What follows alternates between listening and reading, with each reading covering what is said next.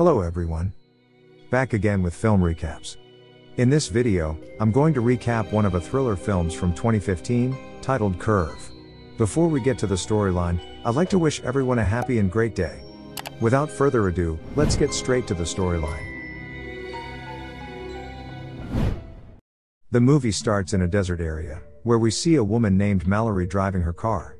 She is soon to be married as we learn that she is getting married after a week, so she is headed out of the city in order to make preparations for the big day in her sister's place.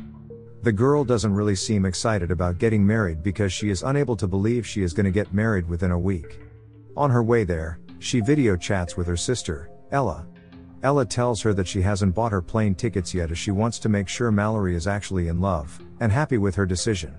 Mallory responds by telling her she is happy in a fake voice, and hangs up. It is not known what makes her feel this way. As she drives on a secluded road deep in her thoughts, she turns on a service road from the main road. The girl takes the service lane as she plans on taking a shortcut to her destination, and that happens to be Denver. However, she is stopped in her tracks when her car gets broken down on the way. She then tries her best to get the engine started but in vain.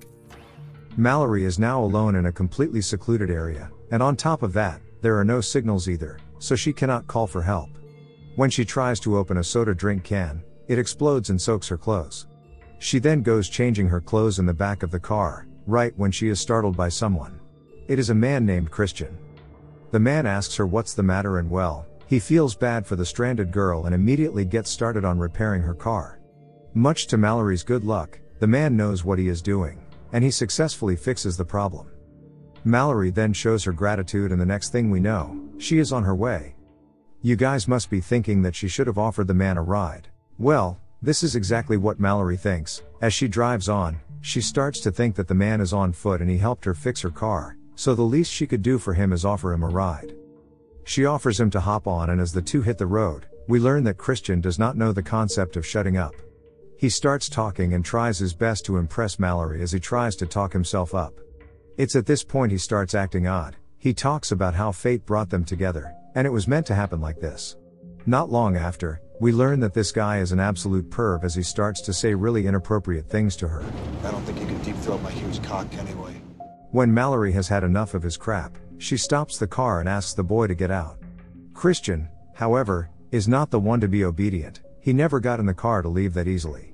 The perv suddenly takes out a knife, and threatens to stab her if she doesn't do what he says. Mallory now has no choice but to drive on, and as she thinks of a way to save her life and get rid of the perv, she notices that Christian is not wearing his seatbelt.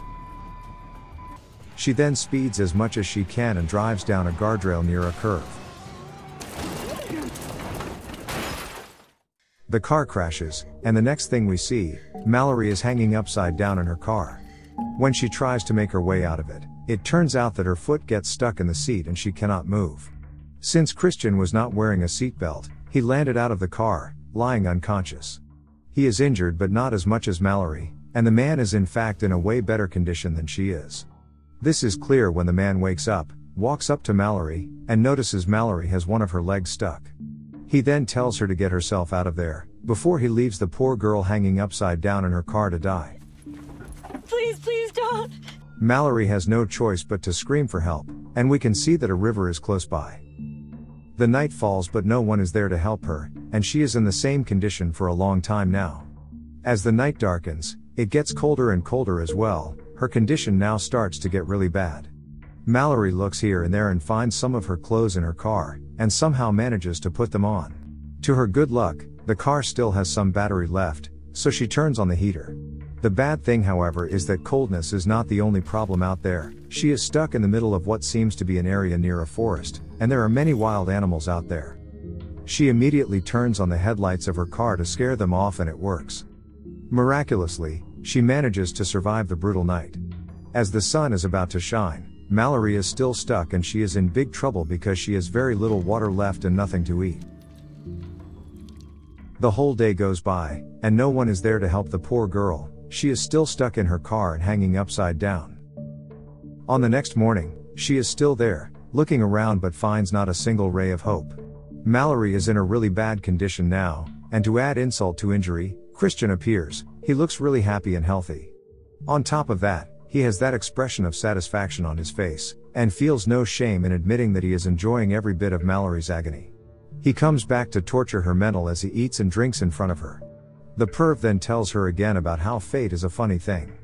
As Christian sits there enjoying her pain and agony, he tells her that he has found a cabin. It is empty for now, but he thinks that a family lives there and the family is not home. Christian also sees that Mallory is not going to be around for a long time as she might not survive another night. With that hope, he leaves there as Mallory shouts and begs for help.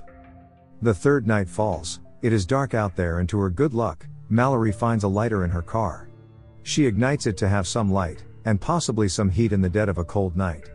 Mallory then falls asleep, but not for too long. She is woken up by a family of rats who seem to have fun with her body. Mallory is now sick of everything and she becomes aggressive. This is the need of the hour for her as she goes on to kill a rat. After giving it some thought, the visit by the rats actually does not turn out to be bad for her, as she at least gets something to eat.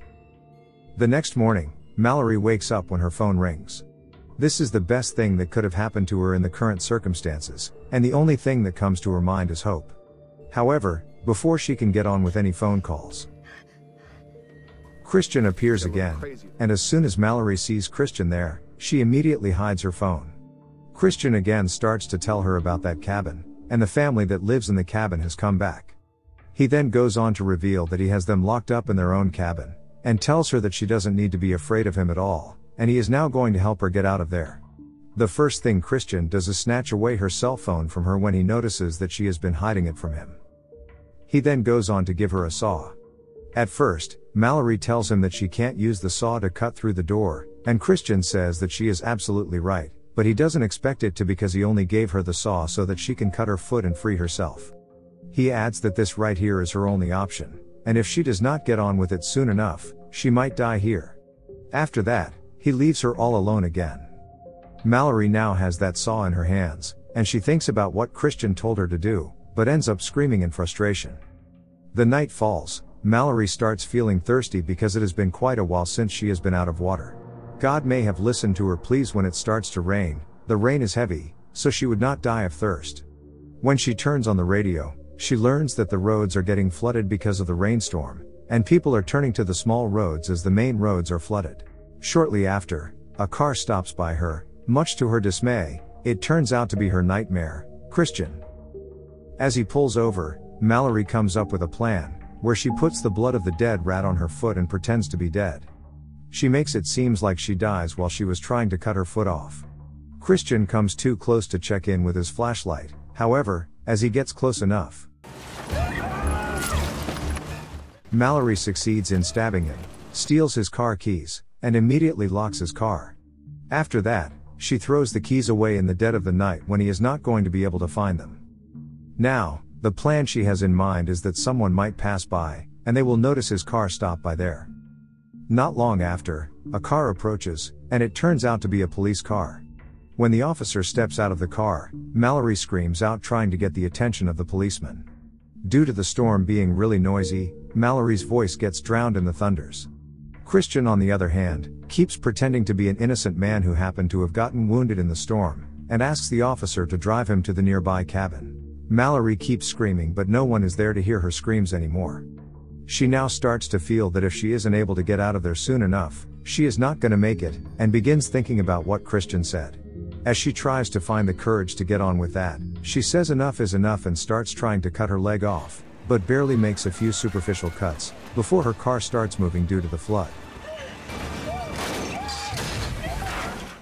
As the car starts to fall, the door of her car gets opened, and she gets free. Now, she really needs medical help, and on top of that, she needs to get out of that place. As Mallory approaches the riverside, she starts walking away from there. Not far from the river, Mallory spots a cabin, and hears someone screaming in there.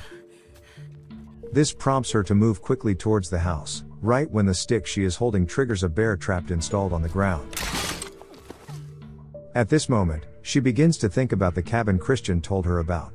Mallory now knows that Christian must be in there, and with that possibility in mind, she starts to walk around the cabin. Here Mallory witnesses Christian kills the police officer who helped him before, and keeps their daughter named Katie a hostage. When she quietly steps inside the cabin, she sees that Christian has killed the homeowners as well, and she grabs the police officer's gun.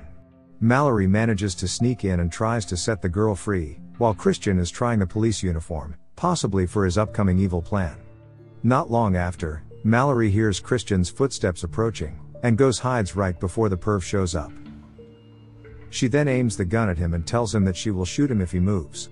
Christian proceeds to attack Mallory, and in the meantime, Mallory tells Katie to run away.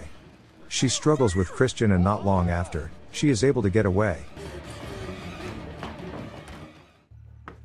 When Christian enters the room looking for her, Mallory is no longer there. Mallory eventually beats him by pushing him off of a second-story balcony. He falls and crushes his leg into a bear trap. Mallory then limps downstairs with Katie and gives him his knife. She proceeds to tell him that she is going to give him the same chance that he gave her. Talking about fate, Mallory tells Christian that he's right, maybe it was supposed to be like this after they first met. Before the film ends, Christian suffers from his wound, while thinking about what Mallory said. Mallory and Katie make their way down the road in search of assistance. And this is where the film ends. Okay guys. That's all the recap of Curve 2015. Thanks for watching. See you again in the next video.